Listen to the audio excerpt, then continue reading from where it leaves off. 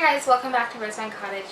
This is part 2 of our cold and flu season for our home remedies workshop. So today we are going to be doing honey fermented garlic, and this is delicious. I'm going to have to hide it from Brianna because she likes to steal it and use the entire jar for chicken. So before she can get her hands on it, let's make another batch because she used the entire last batch.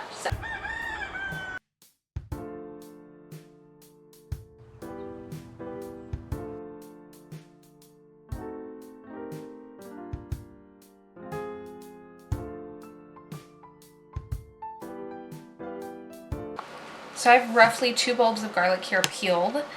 How much garlic you need is going to depend on your jar size. You want 1 to 1 with your honey. I'm using a half pint, so I have 2 whole heads here, and they're peeled, clean, dry, and I'm just going to add them to our jar. And you want about half to 3/4 full, and then we're going to top with honey. Alright, we're going to lightly crush these. It's going to help to release the yumminess and health benefits in there. And just lightly crush it and add it to the jar. Don't have to go crazy, just want it lightly smashed. Let's see if I can do more than one at a time without shooting them across the room. There we go. This is garlic from our garden, but you can just use store-bought. And you can use raw honey for this. Local honey is also a great option. And it's going to boost those health benefits in there for the seasonal allergies. But if you don't have access to that, just raw honey will work. We're going to get all of this in our jar. I'm using a canning jar, but again, you can use whatever you have and whatever size vessel that you want to use.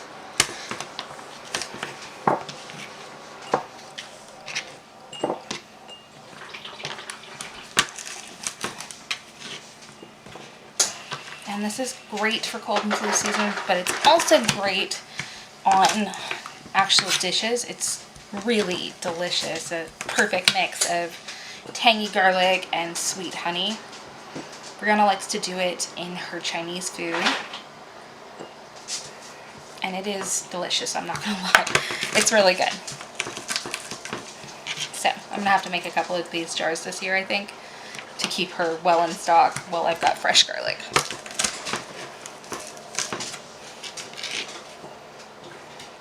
There we go, last few pieces.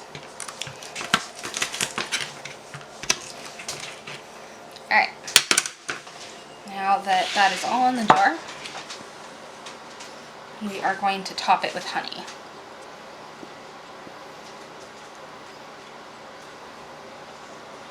Just let it pour down between the layers, and then we'll top it off in a second. That is beautiful.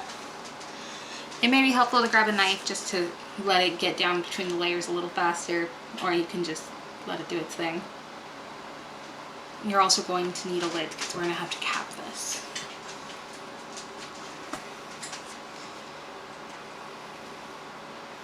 So once you add moisture to honey, it jump starts that fermentation process.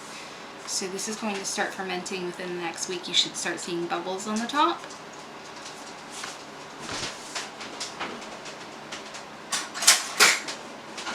And you may notice that some of your garlic starts to tinge green or blue. That is totally normal. It's just a reaction between the garlic and the honey. And I'm just going to gently move that garlic around down there so everything gets well coated in honey and the honey gets all the way around. There we go. Now add just a touch more to the top, just to top it off. And then we will cap this.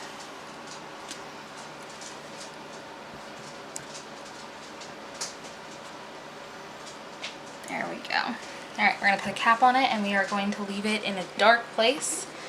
And we're going to flip it gently about once a day for a month. You can use it and eat it before then. But over that month, the flavors are really going to develop, and you're going to get a really nice, I missed a piece of garlic, really nice end product that is totally edible through the whole process.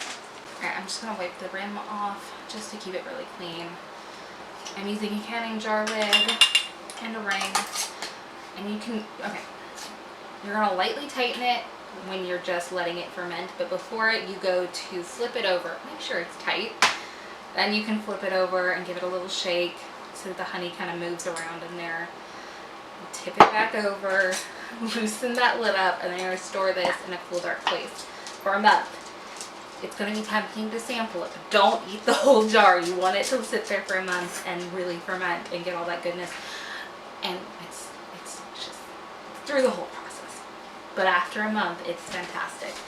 And this is really easy to do. It's a great home remedy to keep in your cabinet and doesn't take a lot of time to prepare, and it's really good once you have it. So if you are dealing with a cold, you can just whip this out. You can take a spoonful of the honey, or you can actually eat the garlic cloves. Either way, and it is very soothing and wonderful to have on hand and ready to go. So if you missed our elderberry syrup recipe, which is our last recipe that we did, make sure you go check it out. I will link it up here. And if you like this video, like, subscribe, and we will see you next time at the cottage.